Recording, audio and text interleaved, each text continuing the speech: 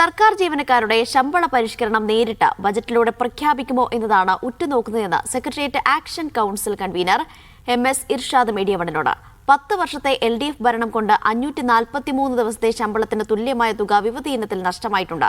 ഇത് തിരികെ തരുമോ എന്നതും ആകാംക്ഷയാണെന്നും കൺവീനർ പറഞ്ഞു. ബജറ്റിൽ സംസ്ഥാന സർക്കാർ ജീവനക്കാർ എന്തൊക്കെ പ്രതീക്ഷിക്കുകയാണ്? Secretariat action council convener MS Irshad മീഡിയയോടൊപ്പം ചേരുന്നുണ്ട്. എത്ര പ്രതീക്ഷയുണ്ട്? അവസാന ബജറ്റാണ് ഈ സർക്കാരിൻ്റെ.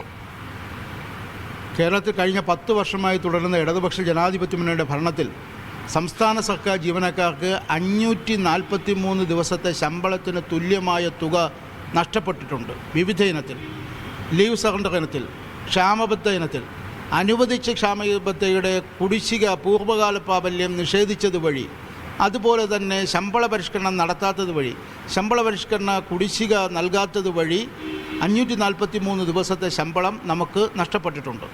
ആ ശമ്പളം തിരികെ തരുന്ന പ്രഖ്യാപനം ഈ ബജറ്റിൽ ഉണ്ടാകുമോ എന്നുള്ളതാണ് സംസ്ഥാന സർക്കാർ ജീവനക്കാർ ഉറ്റുനോക്കുന്നത്.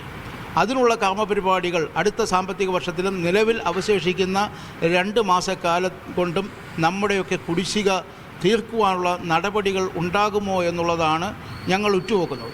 ശമ്പള പരിഷ്കരണത്തിന് ഞങ്ങൾ അർഹരായിട്ട് 19 മാസം പിന്നിട്ടു.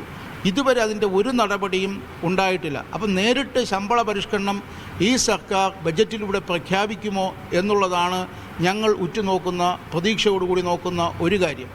ഞങ്ങൾക്കിന്ന് 6 ഗഡു ക്ഷാമബത്ത കിട്ടാനുണ്ട്.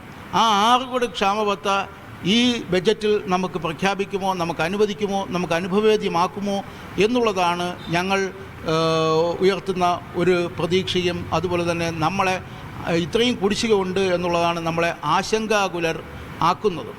അതുപോലെ തന്നെ നമുക്ക് വിവിധ ഇനങ്ങളിൽ നമ്മുടെ CCA സിറ്റി കോമ്പൻസേറ്ററി അലവൻസ് നഷ്ടപ്പെട്ടു. ഒരുപാട് അവകാശങ്ങളും ആനുകൂല്യങ്ങളും ഈ സർക്കാരിൻ്റെ കാര്യത്തിൽ നമുക്ക് നഷ്ടപ്പെട്ടു. 10 വർഷം കൊണ്ട് നമ്മൾ യഥാർത്ഥത്തിൽ 20 ഗഡു DA നമുക്ക് കിട്ടണമായിരുന്നു. 14 ഗഡു DA മാത്രമേ ഈ സർക്കാർ നമുക്ക് അനുവദിച്ചിട്ടുള്ളൂ. 6 ഗഡു ഇനിയും അനുവദിക്കുവാനുണ്ട്. ഈ 6 ഗഡു 15% വരും. അപ്പോൾ അതായത് ശമ്പളത്തിൻ്റെ 6-1 വരുന്ന തുക നമുക്ക് നഷ്ടപ്പെടുന്നു. അത് നമുക്ക് തരുവാനുള്ള ഒരു പദ്ധതി പ്രഖ്യാപിക്കുമോ? തന്നതിൽ തന്നെ നമുക്ക് 14 ഗഡു തന്നതിൽ തന്നെ 9 ഗഡുവിൻ്റെയും ക്ഷാമബത്തയുടെ കുടിശ്ശിക പല രീതിയിൽ നഷ്ടപ്പെടുത്തിയിട്ടുണ്ട്. ആ കുടിശ്ശിക 188 മാസത്തെ കുടിശ്ശികയാണ് അനുവദിച്ച ക്ഷാമബത്തയിൽ നിന്നും ഇവർ നമുക്ക് നൽകാതിരിക്കുന്നത്. ആ ക്ഷാമബത്തയുടെ അവശേഷിക്കുന്ന കുടിശ്ശിക നമുക്ക് തരുമോ എന്നുള്ള കാര്യം ഞങ്ങൾ പ്രതീക്ഷയോടെ നോക്കിക്കാണുന്നു. അത് ഉണ്ടാകണമെന്നുള്ളതാണ് ഈ ബജറ്റിലെങ്കിലും, ഈ അവസാനത്തെ ബജറ്റിലെങ്കിലും സംസ്ഥാന സർക്കാർ ജീവനക്കാരുടെ അവകാശങ്ങൾ, ശമ്പള പരിഷ്കരണം, ക്ഷാമബത്ത, ലീവ് സറണ്ടർ, അതുപോലെ തന്നെ ക്യാഷ്ലെസ് ചികിത്സ ഉറപ്പുവരുത്തുന്ന പദ്ധതി, മെഡിക്കൽ റീഇംബേഴ്സ്മെൻറ്റ്, ഇതൊക്കെ തന്നെ കൃത്യമായി തരുന്ന ഒരു ബജറ്റ് അവസാനത്തെ ഇടതുമുന്നണിയുടെ സർക്കാരിൻ്റെ ബജറ്റിലെങ്കിലും ഉണ്ടാകുമോ എന്നുള്ളതാണ് ഞങ്ങൾ നോക്കിക്കാണുന്നത്. ക്യാമറ പേഴ്സൺ രാജീവ് രാജേന്ദ്രനോടൊപ്പം RB സനു, മീഡിയ 1.